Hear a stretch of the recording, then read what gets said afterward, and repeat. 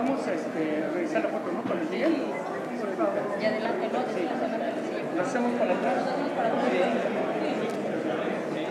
Nos vamos para atrás, organizamos. Sí, para atrás.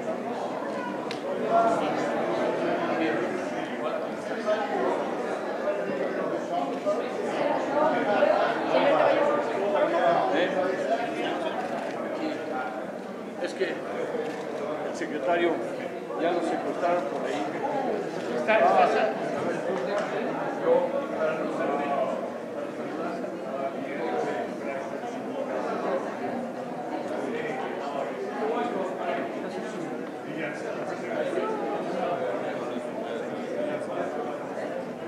Para que sea más, o sea, entonces ya presento yo de mejor.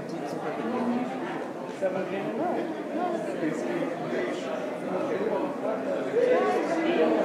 No me digo nada. Sí, sobre todo. ¿Qué tal, secretario?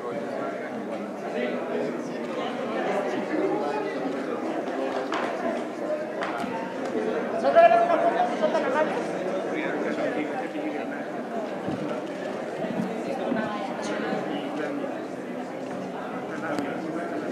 Señor secretario, aquí, si quieren nos sacamos la foto. Por favor. Aquí con este. ¿Sí dónde está?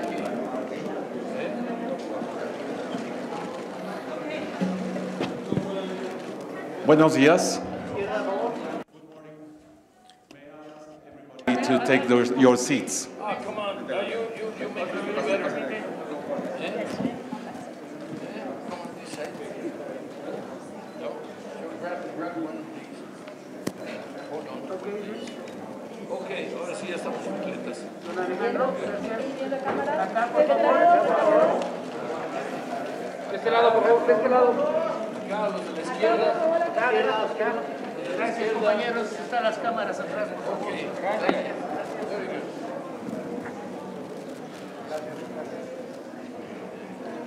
Good afternoon. Buenas tardes. Buenas tardes, mi nombre es Roberto Martínez, director del Centro de la OCDE en México para América Latina. Vamos a conducir esta sesión en español. Si requieren traducción simultánea, por favor, utilizar los audífonos para este efecto. Good afternoon, everyone. Today's session will be in English and Spanish. If you require interpretation, headsets are available outside the room. Bienvenido, secretario general, secretario Guajardo, señor Delgado, señora Kamal Chawi, distinguidos invitados, señoras y señores representantes de los medios de comunicación. Es un privilegio estar aquí el día de hoy para presentar a nuestros distinguidos oradores para el lanzamiento del reporte que en inglés se intitula Financing SMEs and Entrepreneurs, an OECD Scoreboard, que podríamos traducirlo como el financiamiento a pymes y al emprendimiento, un tablero de la OCDE. Tenemos con nosotros el día de hoy al señor Ángel Gurría, secretario general de la OCDE. Mr. Ángel Gurría, Secretary General of the OECD.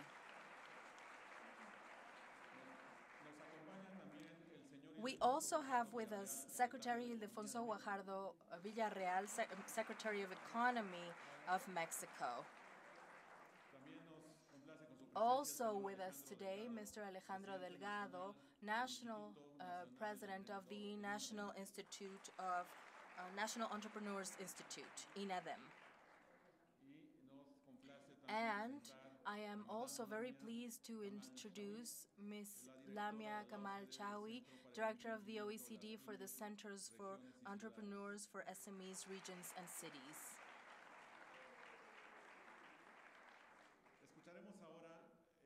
We will now hear from Secretary Gurría and afterwards from Secretary Ildefonso Guajardo.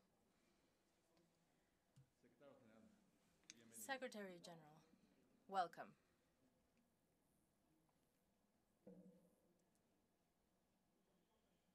Creo que todos ya tienen el gordito I think all of you have your copies. No? But if you don't have this large copy, then you might have a thinner one, but obviously you can find all of the information on the web. And also the principles of the G20 and OECD on financing of SMEs.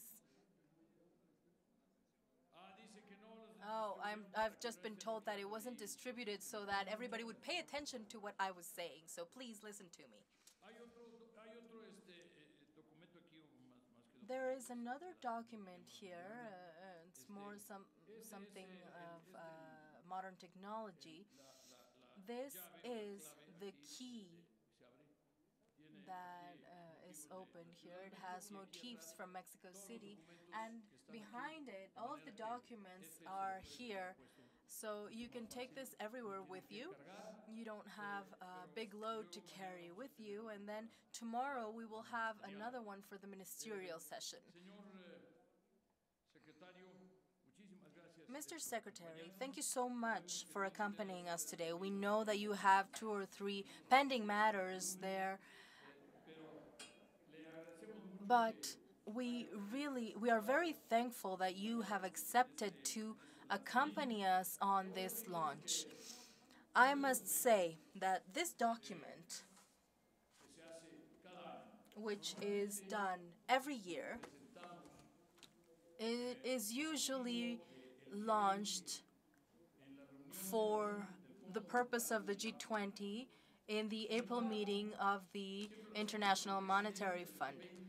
However, we always do this with the president of the G20, in this case with Argentina, last year with Germany, before that with China.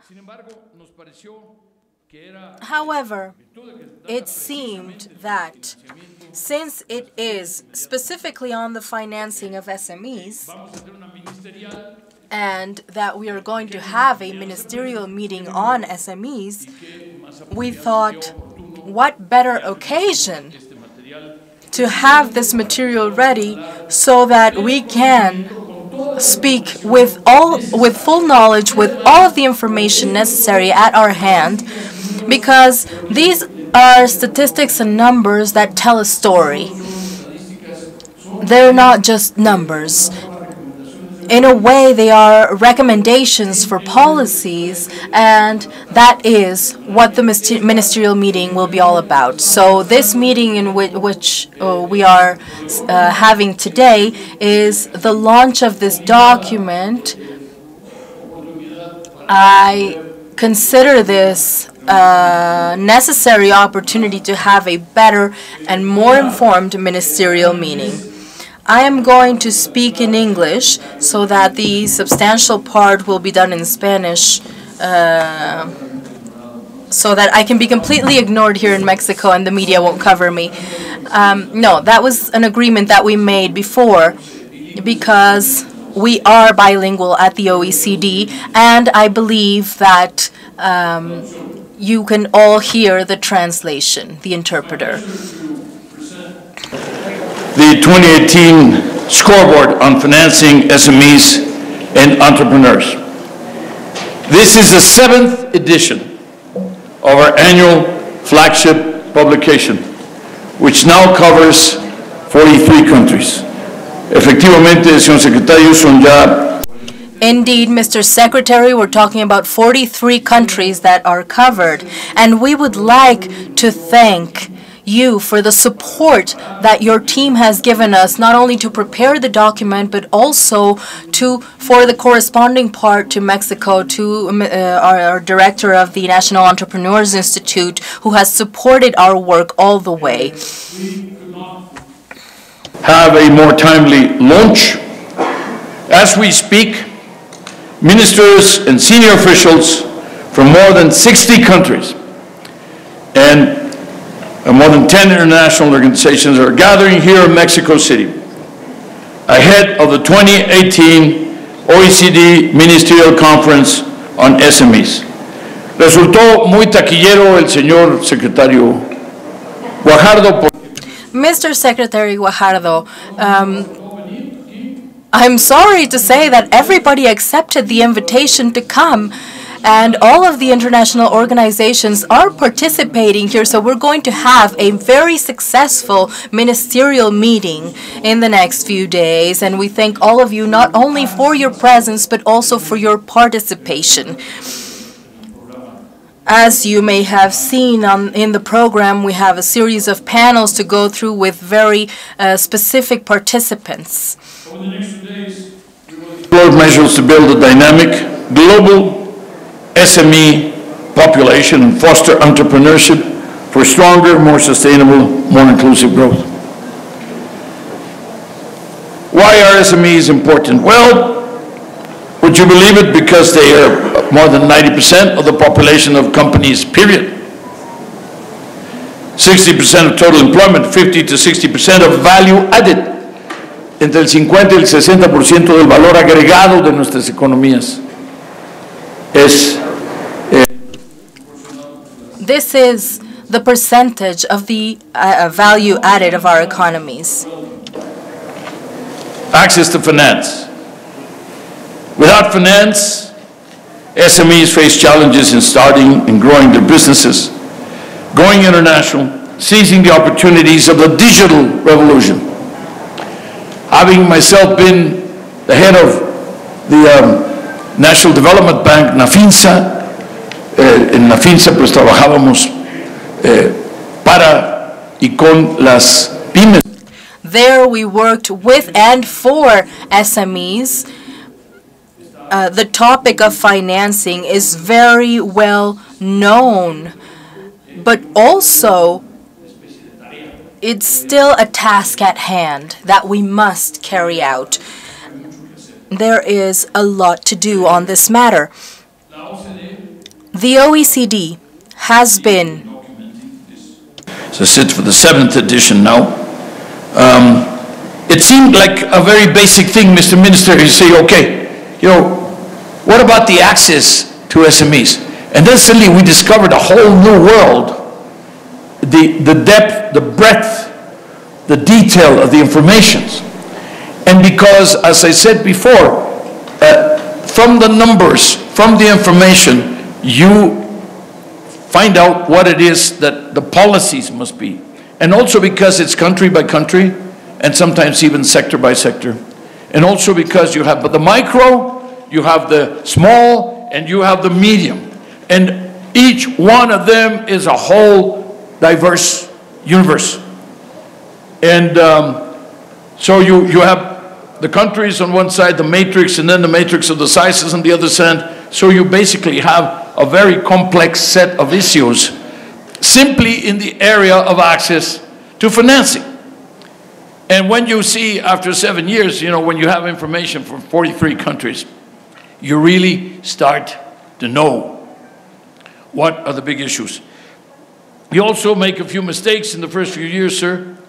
I think we've now, you know, not that we won't make mistakes, but certainly we get it better and better every year. And also, we know what is more relevant. We know what is more important. We know what really counts. So, again, I think that makes it useful.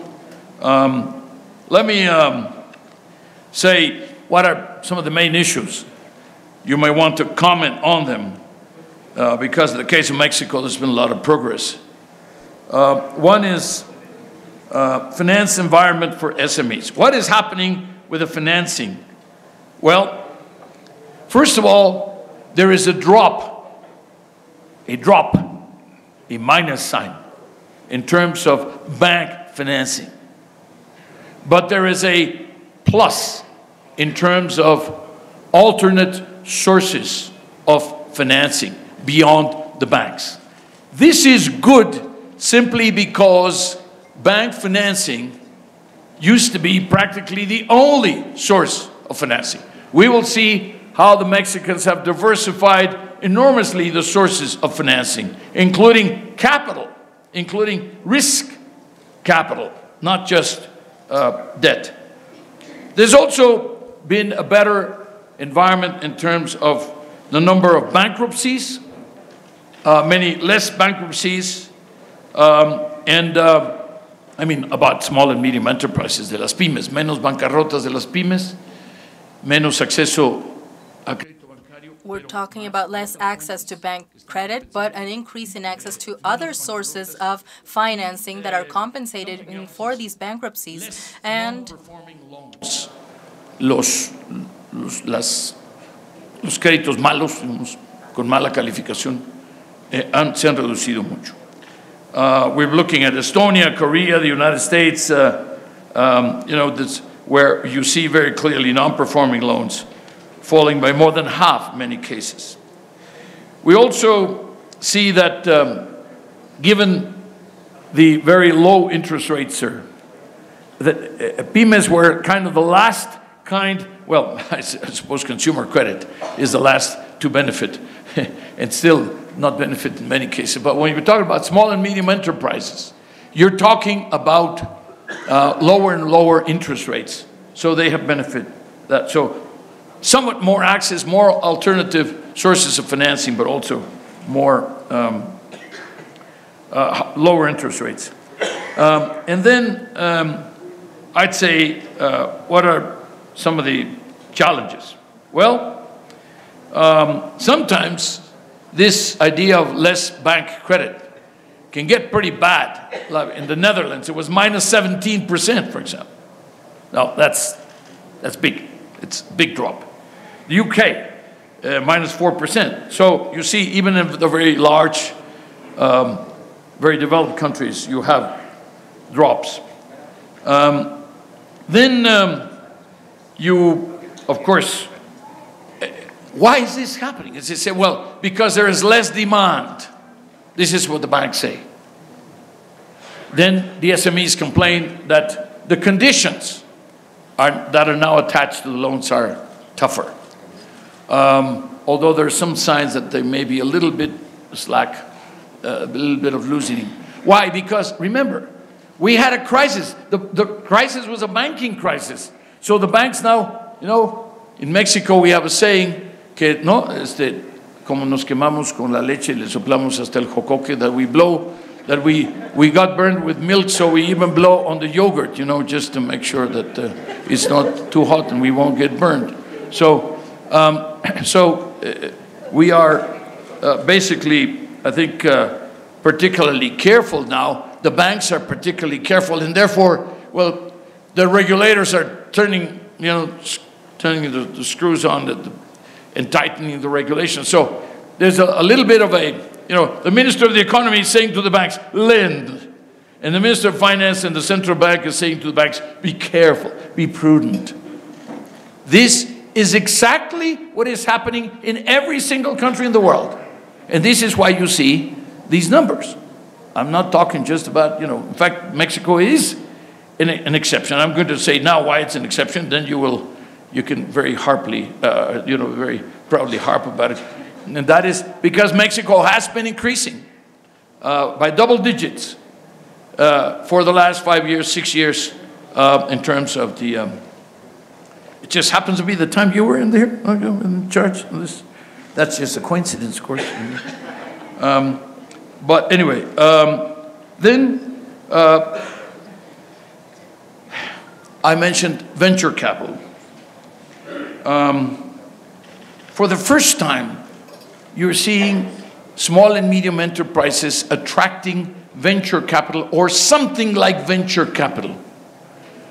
There's some that are based on loans, but that are then spread out a big portfolio and then sold to investors as if they were a product, like, a capital in a particular company. So it's a combination of bank debt or, debt provided by not bank sources and then sold as if it were a financing product, a financial product.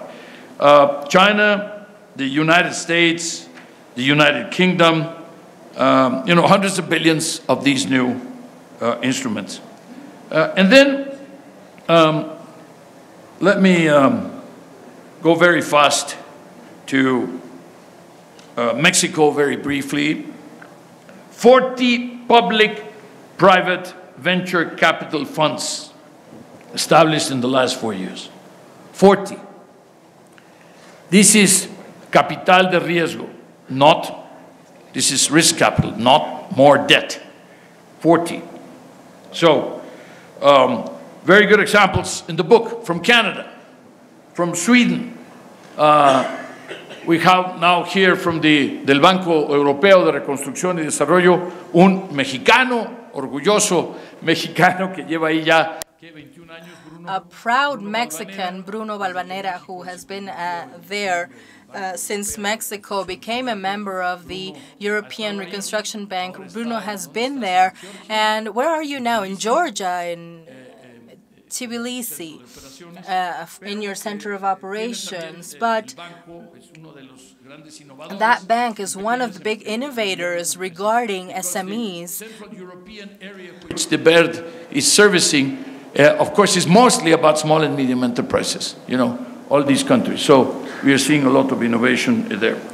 And of course, I will, as I said, let the minister and the head of INADEM tell us about what's going on. But as I said, double-digit growth in sources of financing for small and medium enterprises. So, Mr. Minister, dear friends, this is not about publishing a book. It's a tool, es un instrumento, es una herramienta. El tener año con año. The fact that we have this kind of tool, this series of statistics, these numbers, this knowledge on a yearly basis of how you're evolving here in Mexico, but also in the rest of the world, the financial fluxes on, regarding SMEs has become crucial in order to be able to adopt, in the case of Mexico, the best practices, but also to know that the best fluxes and the trends aren't particularly original. Maybe we shouldn't be that preoccupied with the situation, but obviously something must be done about it. I would say, I would now like to gladly give the floor. As I said, we have here the principles at a high level. I have never known of low-level principles, but of the G20 and OECD on financing of SMEs. I wanted to say that this is important. Why? Because we created the principles and we redacted them. But when the G20 bought it, it meant that we acquired 3 billion clients more immediately. China, India, Brazil, and Saudi Arabia, and Argentina, and many other countries that are not members of the OECD and that played on to these efforts, and Mexico obviously is member of the G20. So thank you all for your attention. Thank you all for the attention that you're going to pay to the publication. And like I said, this is prime matter for the discussions that will be held tomorrow and after tomorrow.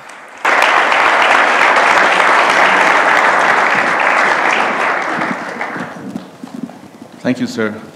I think everyone will agree that this is a very important report with a very thorough analysis.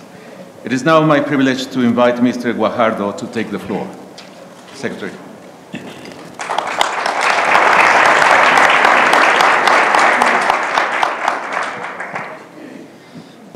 Well, first of all, let me start just by welcoming to Mexico Mr. Ángel Gurría, Secretary General of the OECD, and all the staff members of the organization. I was asking Gurría, who is taking care of the shop back in Paris, because I saw everybody in Mexico, and we thank you for the interest you have in this country of ours. Now, I also want to welcome the heads of delegation that are just started coming today into Mexico, ready to take off for the ministerial conference tomorrow. And I want to thank the OECD and Ángel Gurría for selecting, for appointing Mexico, helping us to get for this year to host the ministerial conference on SMEs. And we really are very enthusiastic because this has been an administration in Mexico that took SMEs policy very seriously. And at the beginning of President Enrique Peña Nieto's term, he created the National Institute for Entrepreneurship that is being directed. The president is Alejandro Delgado.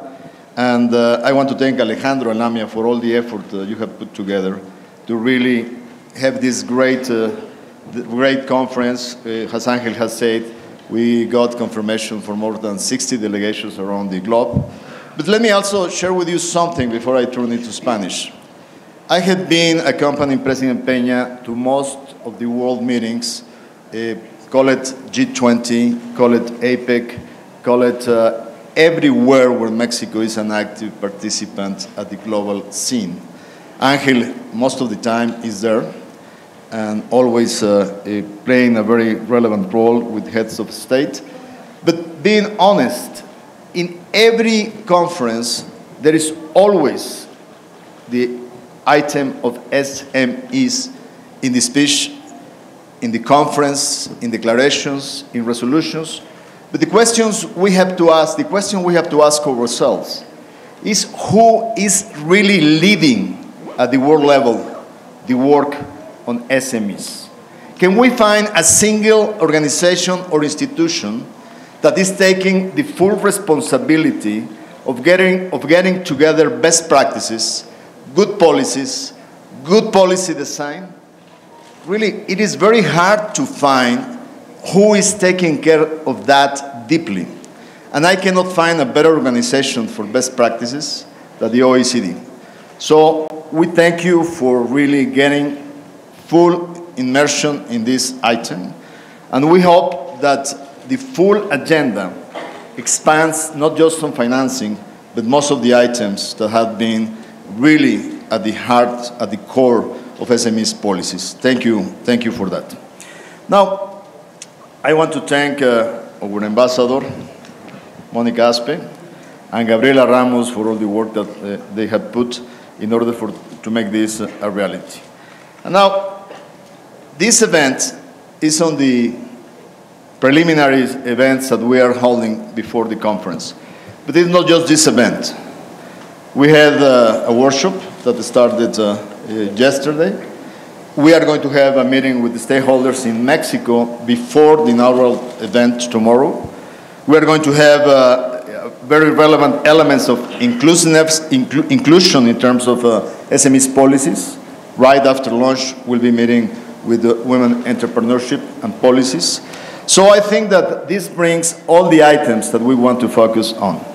Now, if you allow me, let me switch in Spanish, because otherwise, as Angel said, the press will not cover me widely in Mexico. But it is just a matter of communication strategy.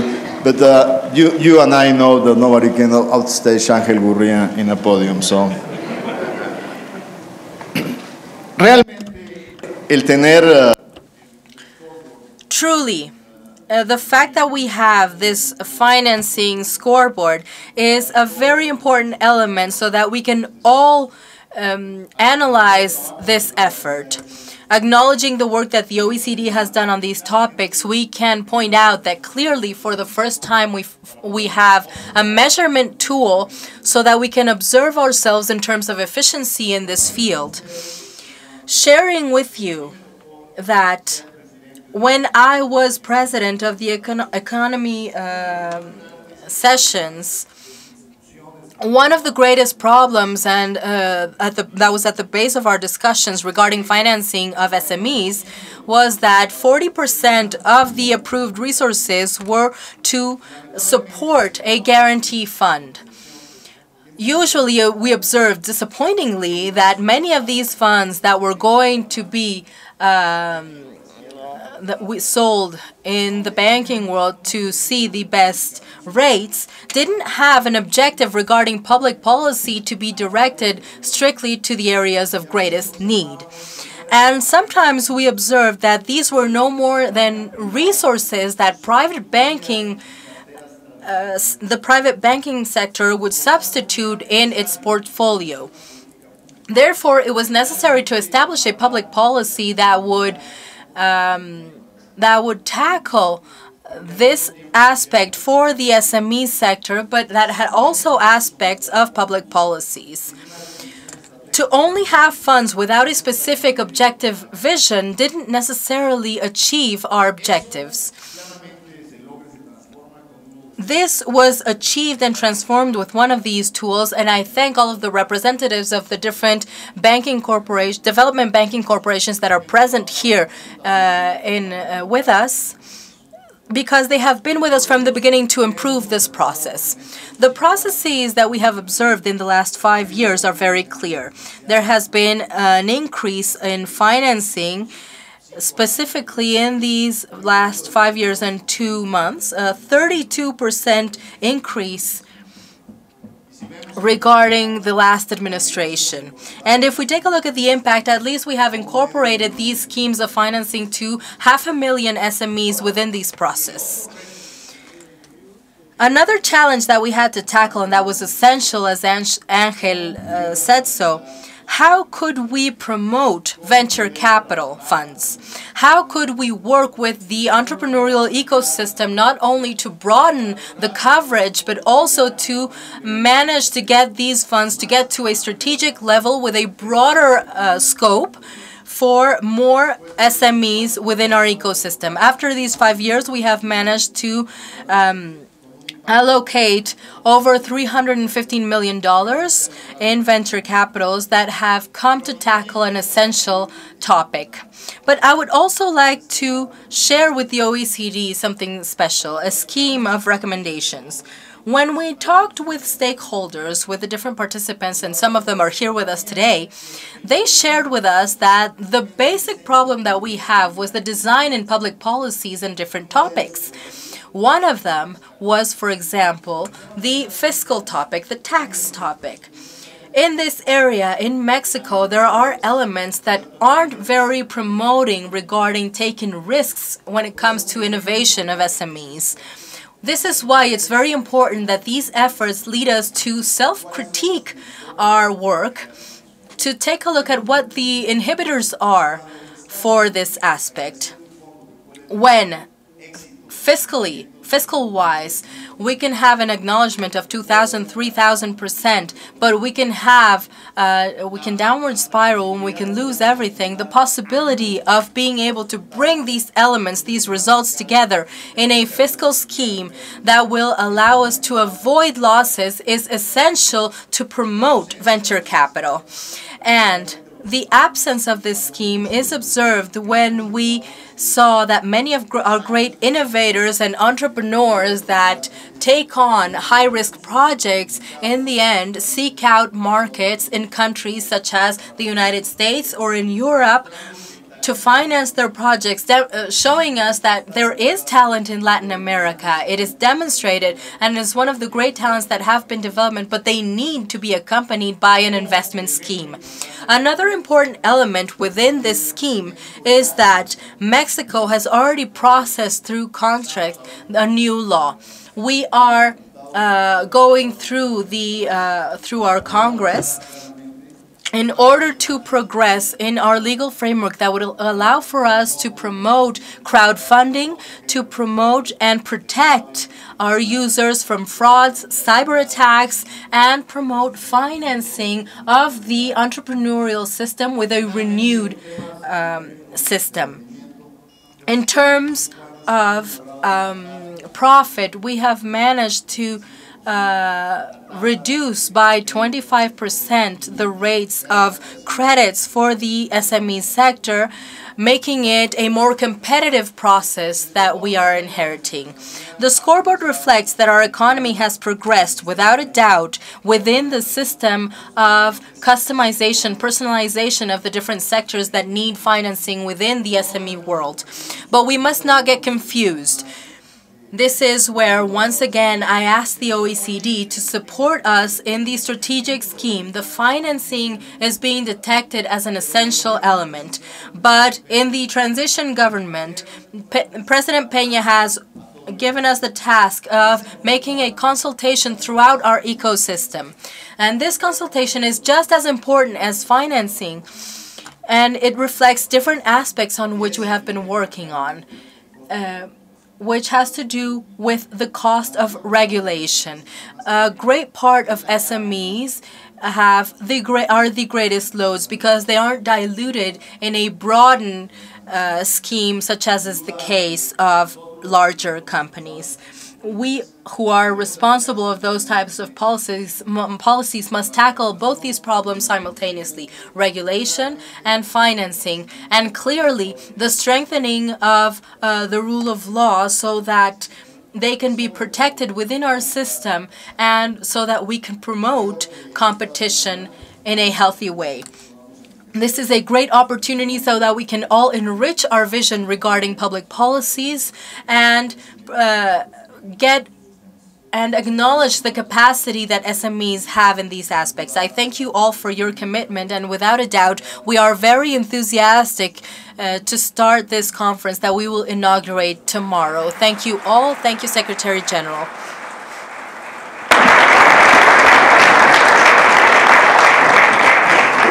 La OCDE agradece al secretario de Economía. The OECD thanks the Secretary of Economy, Ildefonso Guajardo Villarreal. Thank you, Mr. Secretary, for hosting us today in Mexico City. We are now opening up the Q&A session. Let me please remind you to mention where you come from and the publication that you are from. Questions? Questions or comments or violent objections, maybe?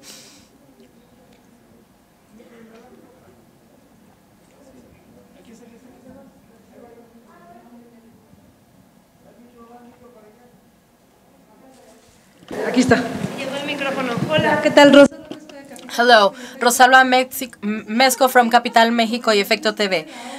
Regarding the recommendations that the OECD makes, what guarantees are there that we can do a follow-up in the next administration, and which would be the risk of not looking towards these recommendations? What could be a risk of not following them? First of all, we're talking about different experiences from different countries. And the exercise consists in each of the 43 countries being benefited from the experiences of the other 42. And the fact that we can present all of this in only one document, only one publication, one book, one electronic instrument to have all of the information, what's happening is that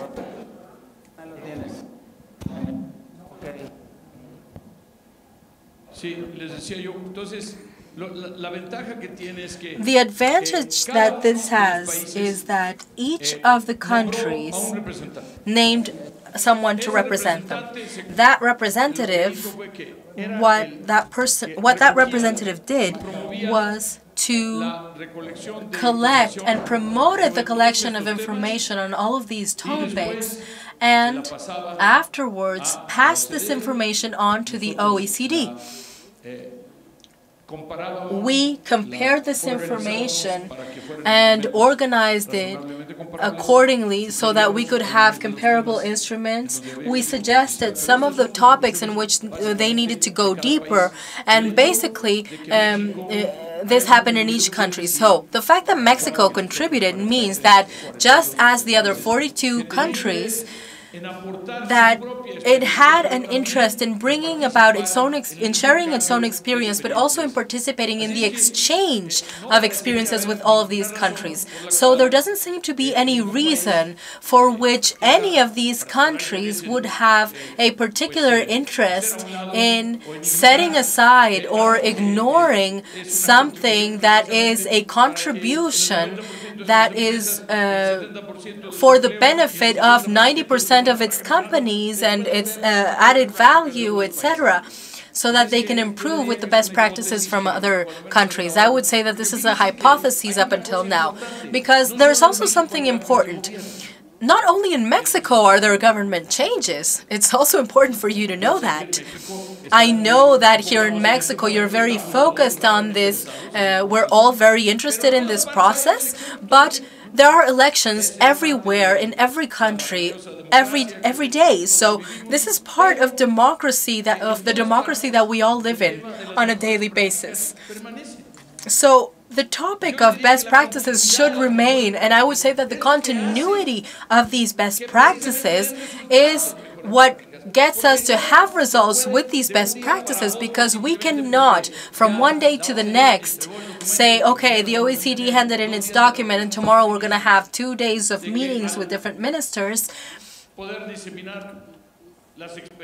to share bad and good experiences, and we're all immediately going to be wiser, but we're not putting it into practice. We're not setting things in motion. The fact that we take all of the conclusions from all the debates, all of the discussions, and disseminate the information throughout the world, this is when the participating countries, such as Mexico, take these experiences into account. So I would say, up until now, our experience has been very favorable, very positive.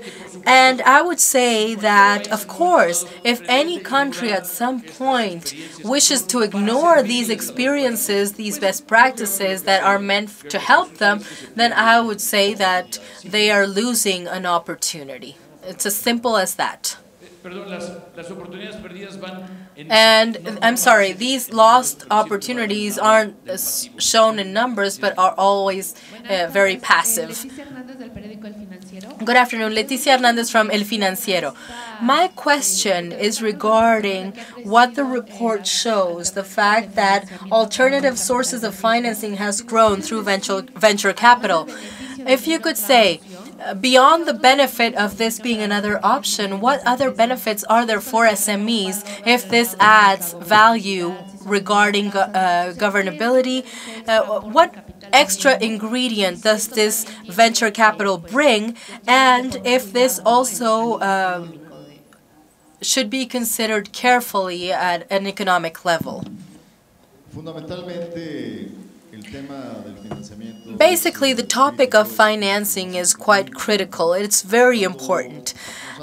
And when we have been accompanied with different startup projects, we have seen that we brought together in the same space the efforts of access, design, and we also have a window opportunity for financing, and we observed that many of the topics regarding financing are the ones that become an obstacle for financing new projects and new ideas. The capital, venture capital, is essential because it clearly needs to combine success with 2 or 3 failures. That's what experience is all about, and you need to have the capacity so that the profits may let you keep promoting ideas. So we need to get the profits to a level where they will keep a healthy, stable level. And what we should take into account is that we are observing the thrust of these SMEs, and the next level of your commitment needs to be, how are you going to help that guy who was successful in this first phase to be successful in the second one? If you abandon them, then they are not going to have the capacity to expand. You need to transform the environment of the traditional banking system and create instruments with greater flexibility and capacity for response. This is a strategic element, and it's essential. And the fact that for the reality of these kind of topics, you need to be ready with these things when you find failure, because it's part of our learning experience. Yvette Saldaña from El Universal. Secretary Gurria, you have said on several occasions that Mexico is the country that works the most, in which workers spend the most time in office, and we are the less productive ones. In the case of SMEs, is it the same, or how bad are we in compared to other countries? In terms of access to technology also, in Mexico we have a problem because technology is quite expensive. Which is the gap that exists in terms of technological productivity? What happens with the SMEs in Mexico and what happens with the other members of the OECD? And Secretary Guajardo, you said you are negotiating 2 treaties with chapters regarding SMEs. What is it that we're going to see with these chapters, such as the NAFTA agreement? What are the SMEs going to be benefited from that we haven't seen otherwise? And the agreement with the European Union, why did it end so abruptly 2 days in advance?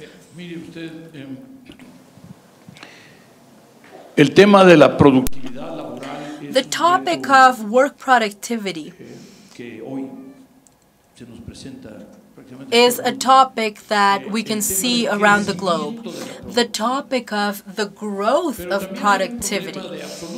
But there's also a problem regarding absolutes. When we say that in Mexico, productivity, and when I speak about productivity, we all use these words. We're talking about how much can be produced by one worker during 1 hour, during 1 day, or during 1 week. So, the average productivity of a Mexican worker is not a problem only of Mexico, but we must say it in Mexico because the fact that we are in good company doesn't solve the problem. It is less than half than the one we find in the United States, and very well below the average of the OECD countries. I think in the US it's 30 or 40%. What does this mean? That there is a very large gap regarding productivity of how much an average worker can produce in Mexico regarding something measurable in pesos during a day or a week, and this is directly linked. You multiply the productivity of every worker by all of the workers in the country, and then you can get to the numbers regarding total production of the country. But what happens when there are countries that have double the productivity that you have here? This means that they are a greater advantage, and this means that we need to move up to their level.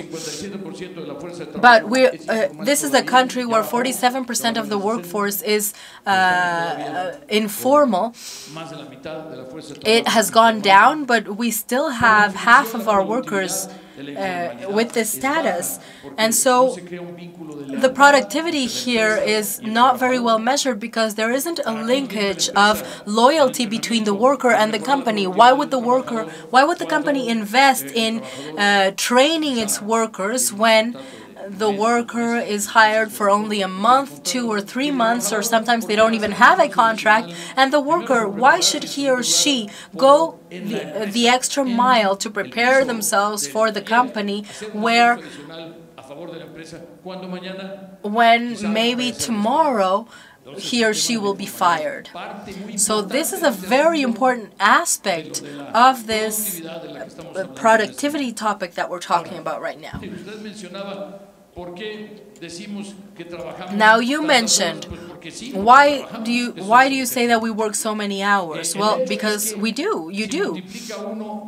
The fact is that if you multiply that amount of hours by that low amount of productivity, this doesn't necessarily mean it's a better or worse results.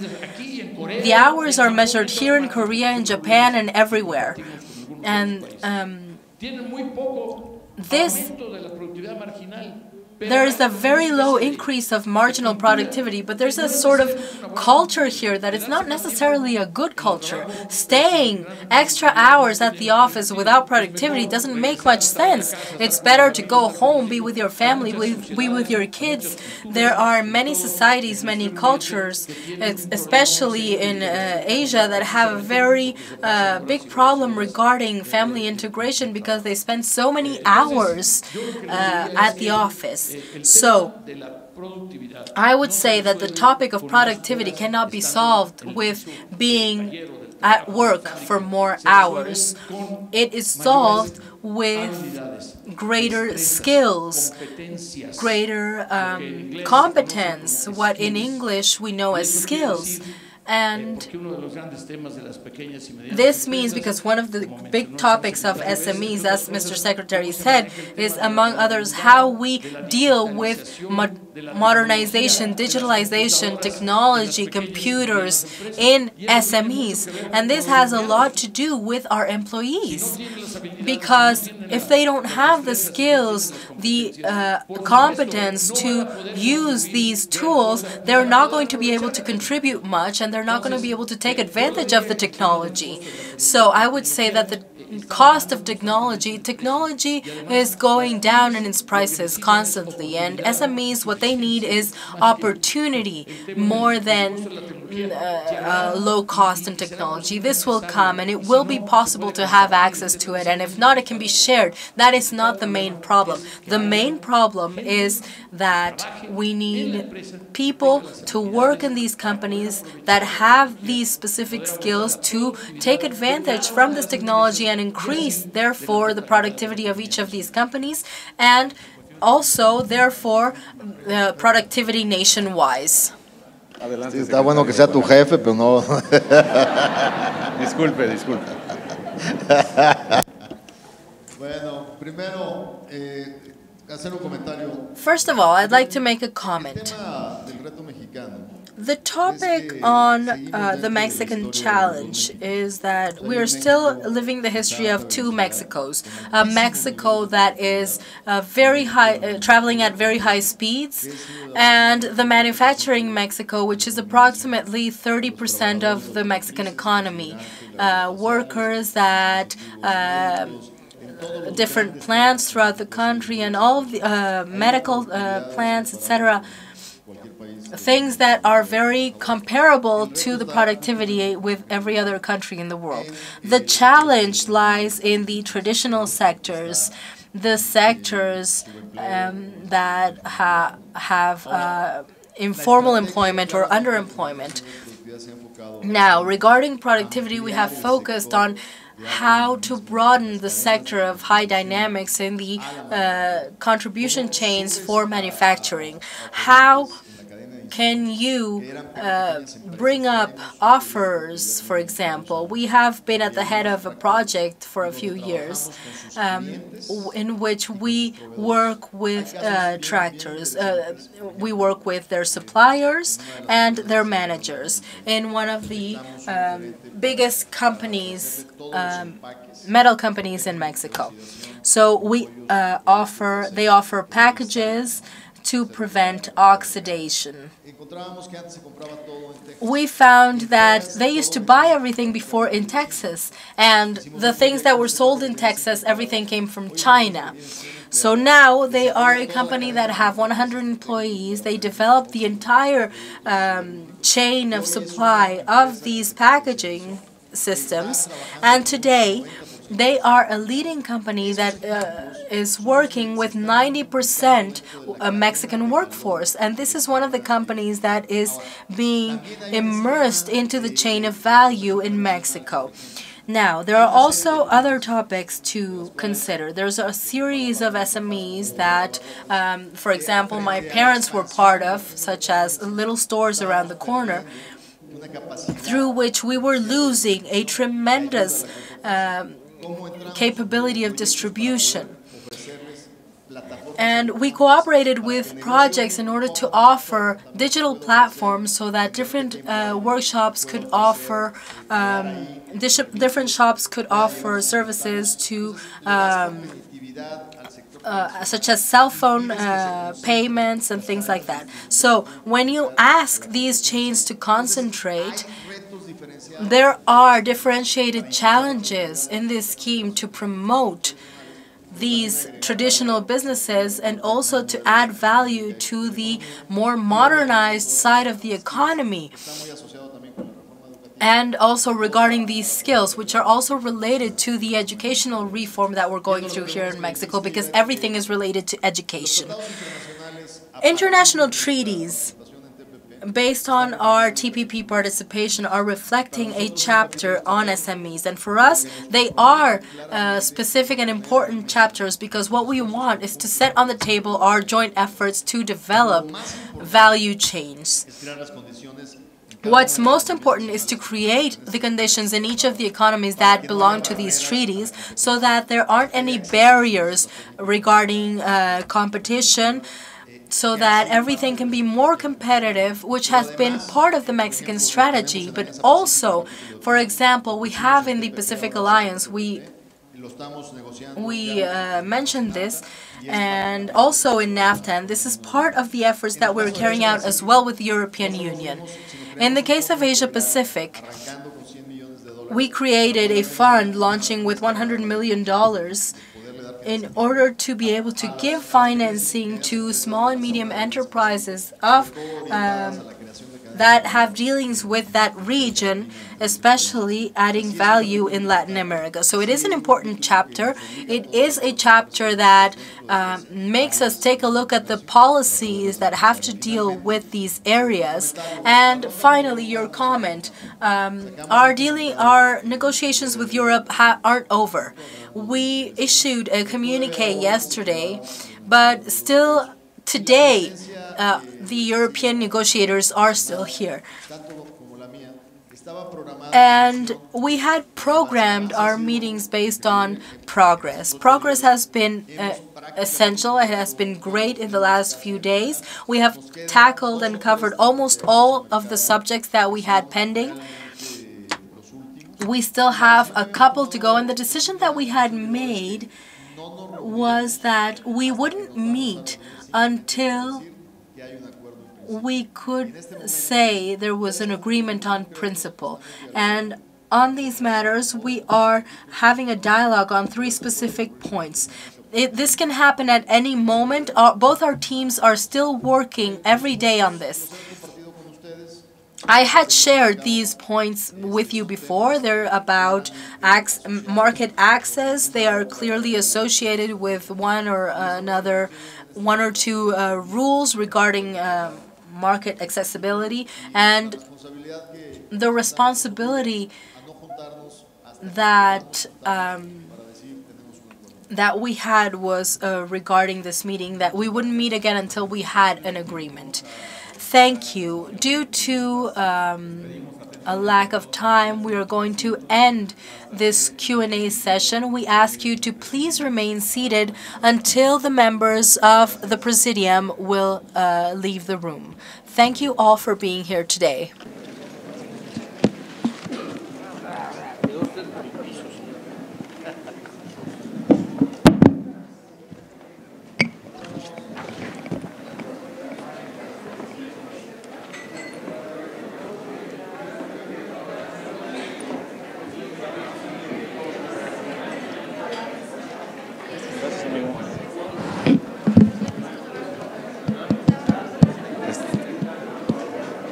Nuevamente les pedimos abandonar ordenadamente esta sala. Muchas gracias.